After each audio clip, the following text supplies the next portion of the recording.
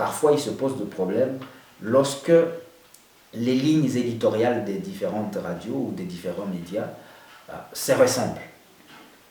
On ne sent pas de nette différence entre les lignes éditoriales des radios. À ce moment-là, évidemment aussi, il n'y aura pas de diversité d'opinions et de points de vue. Les gens vont être, par exemple, amenés à produire des contenus qui se ressemblent. Les gens vont être amenés à se copier, surtout lorsqu'on n'a pas une bonne politique de programmation et même de gestion de la radio. Les gens vont se rabattre sur les mêmes acteurs parce qu'on veut faire comme les autres sans avoir un objectif précis.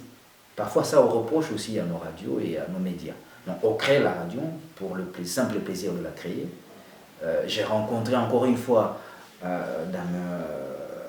au cours de mes recherches des acteurs médiatiques qui s'interrogent sur cette question-là des pluralités des radios chez nous.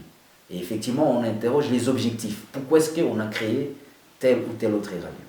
Généralement c'est parce que l'on veut éviter de continuer à payer un espace dans tel ou tel autre média. On s'est dit, nous aussi créons notre radio.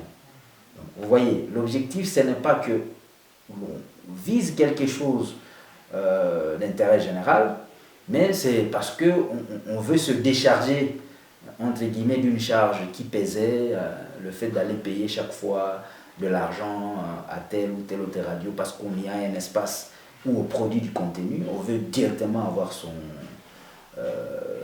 son média, ou on va dire tout simplement parce que telle religion a déjà sa radio, nous aussi nous devons avoir notre propre radio.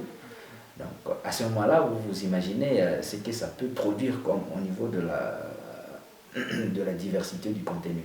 Donc lorsque l'on crée autant d'organes, il faut qu'on soit en tête, qu'on ait en tête l'idée que normalement ça devrait nous conduire à la diversité de